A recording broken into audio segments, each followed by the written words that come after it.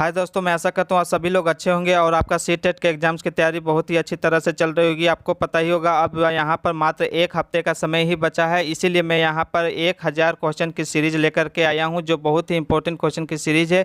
यही क्वेश्चन आपको एग्जाम्स में डायरेक्टली देखने को मिलेंगे, इसीलिए आप लोग ये वीडियो सीरीज का एक भी क्वेश्चन और एक भी वीडियो आप लोग मिस ना करें। ये आपके लिए बहुत ही बेनिफिशियल एग्जाम्स में साबित होगा। तो चलिए टाइम को वेस्ट ना करते हुए आज का पहला क्वेश्चन देख लेते हैं। यहाँ पर आज का पहला क्वेश्चन है, सफरेज मूवमेंट किससे संबंधित है। ठीक है, ये सफरेज मूवमेंट जो है वो 1914 से लेकर 1918 जब प्रथम विश्व युद्ध हो रहा था, उसी समय महिलाओं के द्वारा एक आंदोलन छेड़ा गया जिसका नाम था सफरेज मूवमेंट।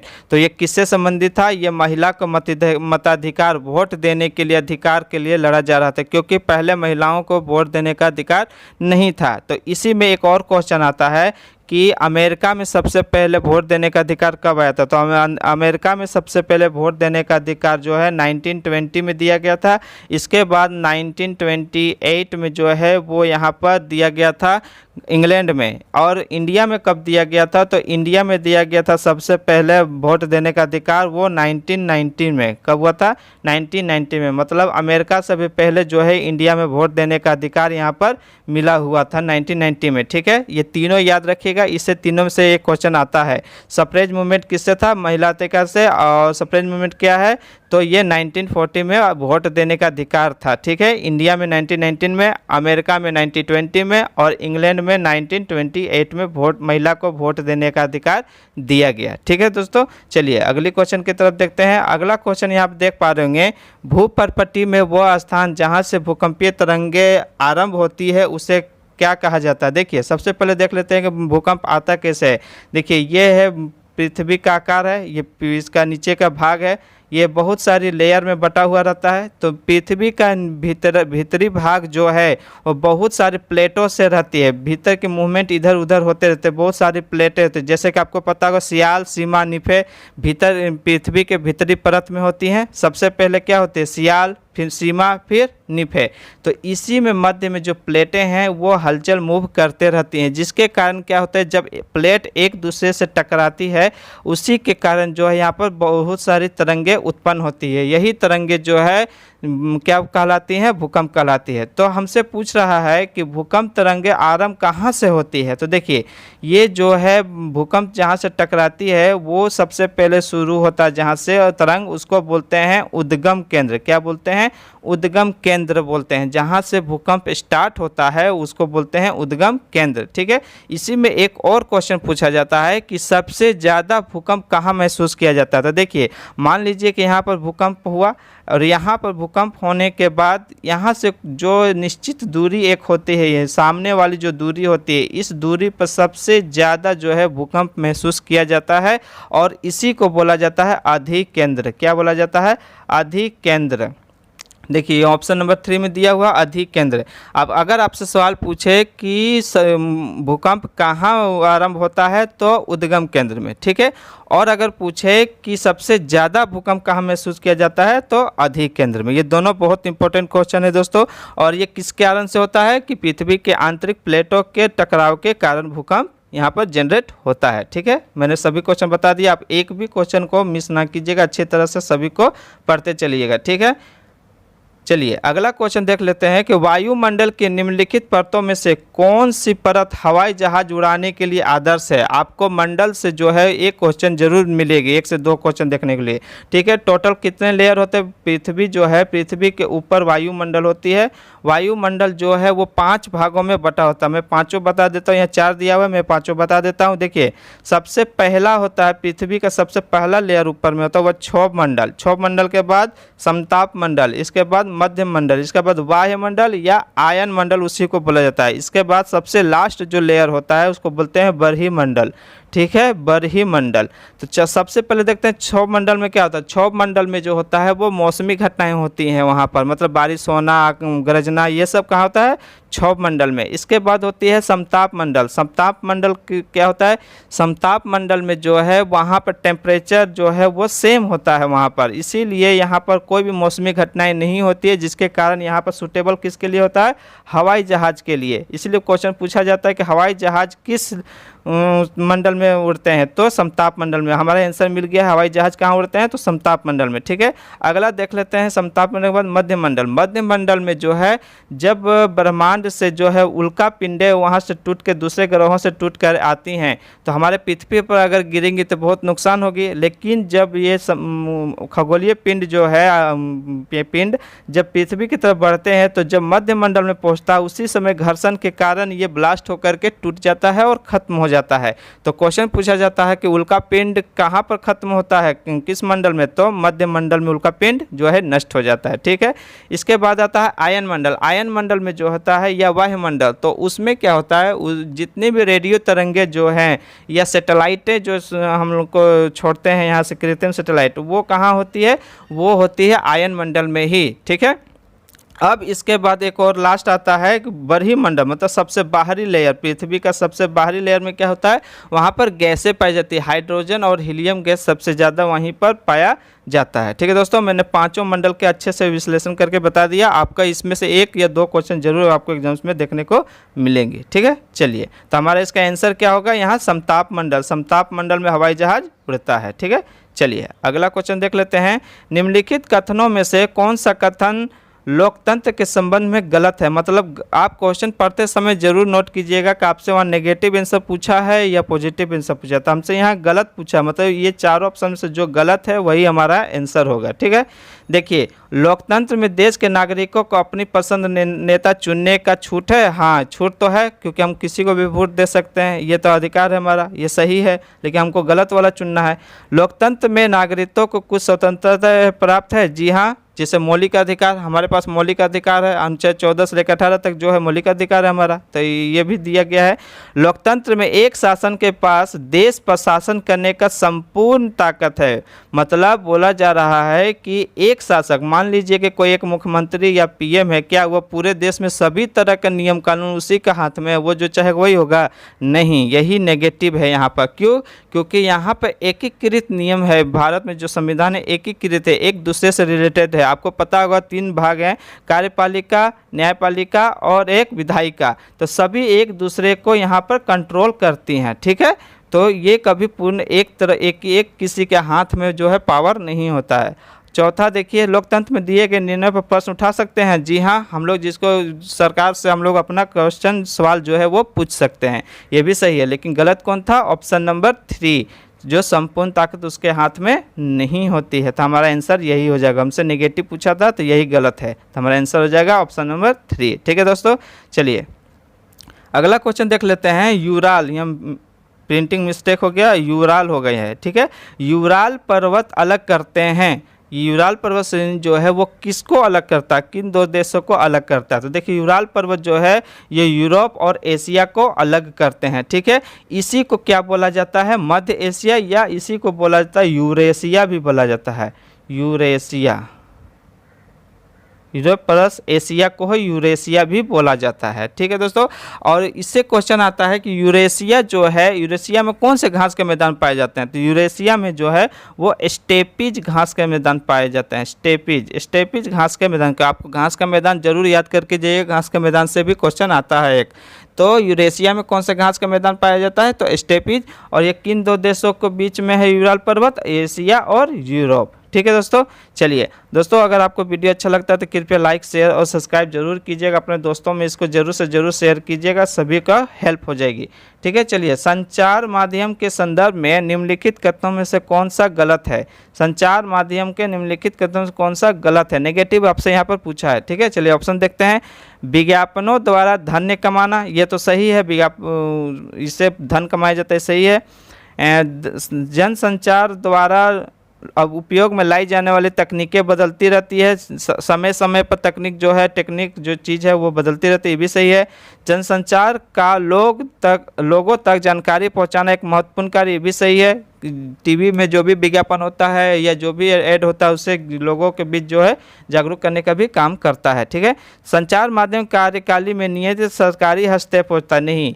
जितने भी ऐड आते हैं, मान लीजिए आपके यूट्यूब जब चला रहे उस पर जो ऐड आ रही है या जो भी टीवी पर ऐड आती है, क्या उस पर सरकार उस पर हस्तक्षेप करती है? नहीं, वो पूरी तरह से स्वतंत्र होती है।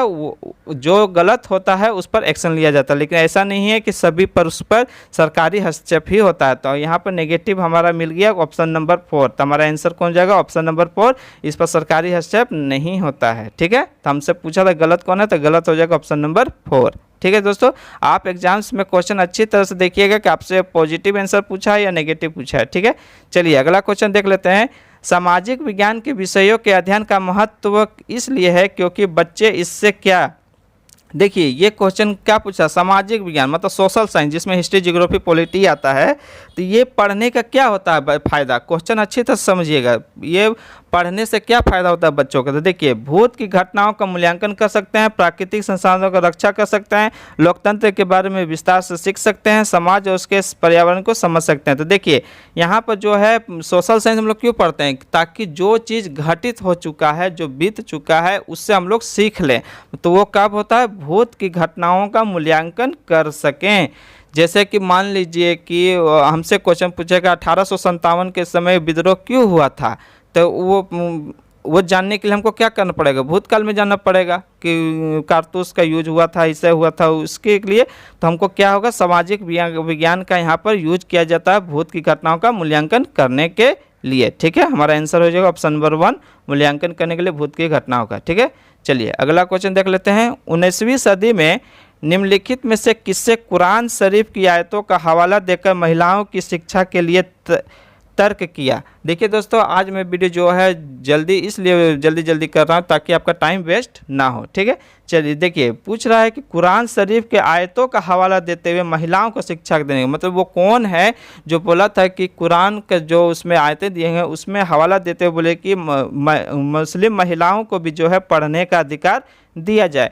तो ये है मुमताज़ अली जी। मुमताज़ अली जो है वही बोली थी कि महिलाओं को भी जो है यहाँ पढ़ने का अधिकार दिया जाना चाहिए। ये ऑप्शन नंबर जो 3 है ये भी बहुत इंपॉर्टेंट है। देख लेते हैं कि रुकैया सुखावत हुसैन कौन है। देखिए रुकैया सुखावत हुसैन जो है, इन्होंने एक लेख लिखा था जिसका नाम था सुल्ताना की हसीन सपने। सुल्ताना की हसीन सपने, ये लिखा था किसने? रुकैया सुखावत हुसैन ने। ये दोनों बहुत इंपॉर्टेंट है, इससे एक क्वेश्चन आपको सीटेट में पूछेगा ही पूछेगा, रुकैया सुखावत हुसैन या मुमताज़ अली। तो फिलहाल हमारा आंसर जो है वो है मुमताज़ अली। किसने कुरान के शरीफ का आयतों का हवाला देते हुए महिलाओं को शिक्षा के लिए तर्क दिया था? वो है मुमताज़ अली। ठीक है दोस्तों, चलिए दोस्तों, आपको वीडियो कैसा लगता है आप लोग कमेंट बॉक्स में ज़रूर से ज़रूर मुझे मेंशन कीजिएगा और अपने भाई को यहाँ पर ज़रूर से ज़रूर सपोर्ट कीजिएगा। चलिए, चोल मंदिरों के विषय में निम्नलिखित कथनों में से कौन सा सही है? चोल मंदिर के समय का पूछा दोस्तों, यहाँ पर एक प्रिंट मिस्टेक है, सही नहीं होगा, यहाँ नेगेटिव पूछा है, सही नहीं है मतलब ये जो ऑप्शन दिया है उसमें से कौन नहीं है। ठीक है, यहाँ पर मिसप्रिंट हो गया, यहाँ नहीं होना चाहिए।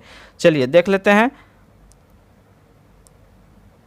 देखिए क्या बोला कि चोल मंदिर प्रायः अपने आसपास विकसित होने वाली केवल ग्रामीण बस्तियों के लिए बनाए गए थे। जनसाधारण द्वारा दी गई भूमि को चोल मंदिर संपन्न हो गए। चोल मंदिर आर्थिक, सामाजिक और सांस्कृतिक जीवन के केंद्र थे। लौह प्रतिमाओं का निर्माण चोल मंदिर की मुख्य विशेषता थी। तो देखिए, आपने अगर पेडागोजी किया होगा तो उसमें क्या बोला था कि जहाँ भी नेगेटिव वर्ड मिले उसको काट देते हैं। ये नेगेटिव टाइप का क्वेश्चन है, पेडागोजी टाइप की। तो देखिए यहाँ पर आप गौर किया होगा तो यहाँ पर देखिए क्या लिखा, केवल क्या है? नेगेटिव वर्ड है। आप पेडागोजी का जब क्वेश्चन सॉल्व करने जाइएगा तो आप ये सब जरूर वहाँ पर याद रखिएगा। ये history plus pedagogy mix question है। ठीक है, तो यहाँ पर क्या है? केवल। तो हमारा नेगेटिव ही यहाँ पर क्वेश्चन पूछा था कि नेगेटिव कौन है, तो ये केवल हमको यहाँ दिख गया, तो यही हमारा आंसर हो जाएगा। ठीक है, क्या होगा? चोल मंदिर प्रायः अपने आसपास के विकसित होने वाली केवल ग्रामीण बस्तियों का केंद्र बन गया था। नहीं, केवल ग्रामीण का नहीं, सभी जगह का यहाँ पर बस्तियों का केंद्र बन गया था। ठीक है, तो हमारा आंसर हो जाएगा ऑप्शन नंबर 1। ठीक है, आप क्वेश्चन को अच्छी तरह से पढ़िएगा, समझ के आंसर दीजिएगा। चलिए अगला क्वेश्चन देख लेते हैं कि सूफी मत के अनुसार खानकाहों के अभिप्राय क्या है? सूफी मत के अनुसार जो पूछ रहा है यहाँ पर, खानकाहों के अभिप्राय क्या है?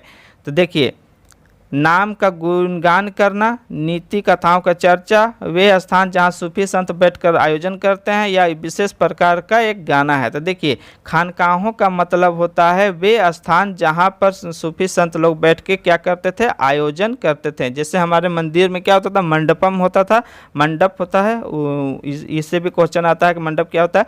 तो मंडप में जहाँ पर सभी लोग बैठ के अपना बात करते हैं, उसी तरह ये क्या है, खानकाहा है। खानकाहों में क्या होता है, वे स्थान जहाँ सूफी स्थानों को बैठने का आयोजन करते थे। ठीक है, चलिए अगला क्वेश्चन देख लेते हैं कि कन्नौज पर लंबे समय तक त्रिपक्षीय संघर्ष किन किन राजाओं के बीच चला था। तो देखिए कन्नौज के समय जो त्रिपक्ष संघर्ष किनके किनके बीच हुआ था, किन राजाओं के बीच हुआ था। तो देखिए गुर्जर प्रतिहार पाल चोल, राष्ट्रकूट चोल पाल, गुर्जर प्रतिहार राष्ट्रकूट और चोल, पाल राष्ट्रकूट और गुर्जर प्रतिहार। तो देखिए यहाँ पर जो है उस समय चला था त्रिपक्षीय संघर्ष चला था, पाल राष्ट्रकूट और गुर्जर प्रतिहार के बीच में चला था। तो देखिए सबसे पहले इंडिया का मैप बनाएंगे तो यहाँ पर जो है दक्षिण एरिया में कौन थे, राष्ट्रकूट थे, और इधर जो है पश्चिम एरिया में कौन थे, यहाँ पर जो पूर्वी की तरफ पाल थे, और ये जो प्रतिहार बचे ये किधर थे, प्रतिहार जो है वो पश्चिम की तरफ थे। उस समय राजवंश इनका उधर की तरफ था। तो यहाँ पर हमसे पूछा त्रिपक्षीय संघर्ष किनके बीच हुआ था, तो त्रिपक्षीय संघर्ष हुआ था पाल राष्ट्रकूट और गुर्जर प्रतिहार के बीच में हुआ था। ठीक है दोस्तों, चलिए अगला क्वेश्चन देख लेते हैं कि जैन और बौद्ध भिक्षुनियों के लिए आरंभिक विहार बने होते थे उस समय। तो देखिए हाँ, एक क्वेश्चन भी आता है कि विहार किसको बोला जाता है। तो देखिए विहार जो उस समय था, बौद्ध और भिक्षु के जितने भी उनके अनुयायी होते थे या उनके जो मानने वाले होते हैं, उनका प्रचार जो करने वाले होते थे, तो उनके भिक्षुनियों के लिए जो है वहाँ पर एक घर बनाया जाता है या संघ बनाया जाता है। संघ में जो लोग रहते थे रहने के लिए, वो लकड़ी का घर बना हुआ रहता था। उसी में भिक्षुक जो थे, भिक्षु भिक्षुनी जो है वो विश्राम करते थे। तो वो किस चीज़ का बना होता था, तो वो लकड़ी का बना हुआ होता था, और इसी को विहार कहते थे। क्या कहते थे, विहार। और एक बात देखिए ये कहाँ से पाया गया है, तो ये जो सबूत है वो भी पाया गया है कहाँ, बिहार से ही पाया गया। बिहार जिला जो है वहीं से ये पाया गया है, बिहार नाम का। ठीक है, तो ये जो है किस चीज़ का बना होता था, लकड़ी का बना होता था। और ये किसके लिए बना होता था, तो बौद्ध भिक्षुक और भिक्षुकनी जो भी होते थे उनका विश्राम करने के लिए जो स्थान बनाया गया था उसी को बोलते हैं बिहार, जो लकड़ी का बना होता था। लकड़ी के बाद आया मिट्टी, फिर ईंट, फिर पत्थर। ये से सजाने अगर आएगा तो सजा दीजिएगा, लेकिन सबसे पहला कौन आएगा, लकड़ी आएगा। ठीक है, चलिए अगला क्वेश्चन देख लेते हैं कि राजा हर्षवर्धन के दरबारी कवि बाणभट्ट ने, देखिए इसमें आपको एक और चीज़ मिला होगा कि हर्षवर्धन का दरबारी कवि कौन था, बाणभट्ट था। याद रखिएगा, हर्षवर्धन के दरबारी कवि बाणभट्ट ने उनकी जीवनी हर्षचरित निम्नलिखित भाषाओं में लिखी थी। मतलब हर्षवर्धन का जो दरबारी कवि था वो कौन था, हर्षवर्धन का दरबारी कवि था बाणभट्ट। क्या था, बाणभट्ट था। ठीक, अब बाणभट्ट ने क्या लिखा था, तो बाणभट्ट ने हर्षवर्धन की जीवनी लिखा था, उसका बायोग्राफी लिखा था। ठीक है, वो कौन सा था, वो था हर्षचरित्र, हर्षचरित। ठीक है, हर्षचरित नाम का बायोग्राफी लिखा था, जो किसका था, हर्षवर्धन का था। अब पूछ रहा है कि ये हर्षचरित जो लिखा गया वो किस भाषा में लिखा गया, तो हर्षचरित जो है वो लिखा गया था संस्कृत भाषा में। किस भाषा में लिखा गया था, संस्कृत भाषा में। ठीक, देखिए बाणभट्ट जो है, बाणभट्ट इसने एक और लेख लिखा था जिसका नाम था कादम्बरी। क्या था, कादम्बरी, कादम्बरी। ठीक है, तो यहाँ दोनों इंपॉर्टेंट है। हर्षचरित किसने लिखा था, बाणभट्ट, जो हर्षवर्धन का राजदरबार कवि था वहाँ का। ठीक है, और उसने क्या था, कादम्बरी भी लिखा था, जो किस भाषा में था, संस्कृत भाषा में। ठीक है, चलिए अगला क्वेश्चन देख लेते हैं। विनय पिटक ग्रंथ निम्नलिखित किससे संबंधित है। देखिए विनय पिटक क्या है, तो देखिए जो बौद्ध धर्म का जो पिटक था, त्रिपिटक में जो है वो तीन पिटक, मतलब तीन पिटक जो बहुत इंपॉर्टेंट चीज़ होती थी बौद्ध भिक्षुकों में, वो त्रिपिटक कौन कौन से थे। तो देखिए विनय पिटक, धम्म पिटक और सूत पिटक। विनय पिटक, सूत पिटक और अभिधम पिटक, 3 पिटक थे उस समय। ठीक है, तो तीनों पिटक में से पूछ रहा है कि विनय पिटक में किससे संबंधित था। विनय पिटक किससे संबंधित था, तो बौद्ध संघ के नियम से था। देखिए त्रिपिटक उस समय हुआ करता था। त्रिपिटक कौन कौन से थे, पहला सूत पिटक, विनय पिटक और अभिधम पिटक। तो हमसे यहाँ किसका पूछा है, विनय पिटक का पूछा है। तो विनय पिटक में क्या होता था, विनय पिटक में जो है बौद्ध धर्म का नियम उसमें दिया गया है। वो जो पिटक लिखा गया है उसमें किसके बारे में लिखा गया, तो बौद्ध संघ जो भी थे, बौद्ध भिक्षु का जो भी संघ था, उनकी क्या रहने खाने पीने का जो नियम था उसमें वो लिखा गया है। किसमें, विनय पिटक में। तो हमसे पूछा था विनय पिटक में किससे संबंधित है, तो बौद्ध संघ के नियम का उसमें उल्लेख किया गया है। ठीक है, तो हमारा आंसर हो जाएगा ऑप्शन नंबर 4। चलिए अगला क्वेश्चन देख लेते हैं। कुछ आरंभिक हिंदू मंदिरों में एक हॉल होता था जहां लोग इकट्ठा हो सकते थे, इस स्थान को कहा जाता था। अभी कुछ देर पहले मैंने जो खानेकाओं वाला क्वेश्चन था उसमें मैंने बताया यहाँ पर कि मंदिर जो है, मंदिर का बहुत सारा परिसर होता है जिसमें गर्भगृह, मंडप और भी बहुत सारे पार्ट होते हैं। तो वही हमसे पूछा कि जहाँ लोग इकट्ठा होते हैं उसको क्या कहा जाता है, वो हॉल का, उस हॉल को क्या कहा जाता है जहाँ लोग इकट्ठा होते हैं। तो देखिए जहाँ पर लोग बैठ के अपना बात करते हैं या इकट्ठा होते हैं उसको कहते हैं मंडप। क्या कहते हैं, मंडप। चलिए ये जो भी पार्ट दिया हुआ मैं सभी का बात बता दे रहा हूँ। देखिए पहला है प्रदक्षिणा पथ। प्रदक्षिणा पथ उसको बोला जाता है जब मंदिर के हम लोग चारों तरफ जो परिक्रमा करते हैं, घूमते हैं, उसको बोलते हैं प्रदक्षिणा पथ। ठीक है, मंडप मैंने बता दिया जहाँ लोग बैठते हैं, जहाँ बात करते हैं या विश्राम करते हैं। ठीक है, तीसरा है गर्भभोजक और गर्भगृह। गर्भगृह बोला जाता है जहाँ पर देवताओं की मूर्ति को बैठाया जाता है, जिस रूम में जहाँ पर पूजा करके सबसे पवित्र स्थान जिसको बोलता है उसको बोला जाता है गर्भगृह। वहीं पर जो है देवताओं की मूर्ति को विस्थापित किया जाता है। ठीक है, तो देखिए प्रदक्षिणा पथ हो गया, मंडप हो गया और गर्भगृह। तो हमसे पूछा था कि मंदिर का एक हॉल होता है जहां लोग इकट्ठा हो सकते हैं, उसको बोलते हैं मंडप। ठीक है, चलिए अगला क्वेश्चन देख लेते हैं। अशोक के अधिकतर अभिलेख निम्नलिखित लिपियों में किस में लिखे गए हैं। देखिए सबसे पहले अभिलेख भारत में जो है अभिलेख लिखने का श्रेय किसको जाता है, अशोक को ही जाता है। सबसे पहले जो है भारत में अभिलेख लिखने का जो प्रचलन शुरू हुआ था वो किसके समय हुआ था, वो अशोक के समय में ही शुरू हुआ था। ठीक है, और इसमें क्या होता था, सबसे पहले पूछा जाता है कि अभिलेख जो है किस पर लिखा जाता है, तो अभिलेख जो है वो पत्थर पर और जो धातु होते थे, कठोर धातु, उस पर लिखे जाते थे। ठीक है, तो जो उस समय शुरू हुआ था अभिलेख लिखने का प्रचलन सबसे पहले शुरू किसने किया था, अशोक ने ही शुरू किया था। तो उनको बहुत सारे देश विदेश में जो है अभिलेख को वहाँ पर क्या है विस्थापित किया है। तो जिसमें से पूछ रहा है कि अधिकतर किस भाषा में, किस लिपि में लिखा गया है। तो ठीक है, तो लिपि मतलब होता है जिसमें वो लिखा गया है। ठीक, तो लिपि मतलब लिखना। तो उस समय जो अशोक के समय में लिपि होती थी, लिपि का यूज होता था वो होता था ब्राह्मी लिपि का यूज होता था। और बोलने के लिए जो बोलचाल की भाषा थी, जो उपदेश देता था, उसको बोलते थे, भाषा जो थी वो थी प्राकृत। बोला जाता है कि आम चाल की जो भाषा थी, जनता की जो भाषा थी, जनताओं के बीच समझाने का जो भाषा था वो कौन था, प्राकृत था। और लिखने का कौन था, ब्राह्मी था। तो हमारा आंसर हो जाएगा यहाँ पर ब्राह्मी। ठीक है, अशोक का अधिकतर अभिलेख किस में पाए गए हैं, ब्राह्मी में। क्यों, क्योंकि उसमें और भी अभिलेख जो और भी वहाँ पर लिपि यूज किया गया था, जैसे खरोष्टी, अरमाइका, ये सब भी भाषा वहाँ पर लिपि का यूज किया गया था। क्यों, क्योंकि जैसे मान लीजिए सीरिया में, ग्रीक में, अफगानिस्तान में, ये सब जगह से भी जो है वहाँ पर अभिलेख उसके प्राप्त हुए हैं अशोक के।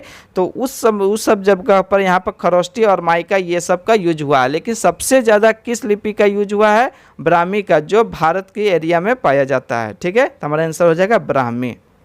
ठीक है दोस्तों, आज का क्वेश्चन यहीं तक रहने देते हैं। अगला क्वेश्चन जो है जल्द ही वीडियो अपलोड होगी। सही है, एक 1000 क्वेश्चन की सीरीज चल रही है जो बहुत ही इंपॉर्टेंट क्वेश्चन सीरीज है। सभी क्वेश्चंस आप लोग वॉच जरूर कीजिएगा, आपको एग्जाम्स में डायरेक्टली देखने को यही क्वेश्चन आपको वहाँ मिलने वाली है। ठीक है, तो आप लोग का अब एक काम अब आपको करना, अगर आप यहाँ वीडियो तक पहुँच गए हैं तो आप लोग प्लीज़ एक लाइक और एक सब्सक्राइब जरूर से ज़रूर यहाँ पर कर दीजिएगा।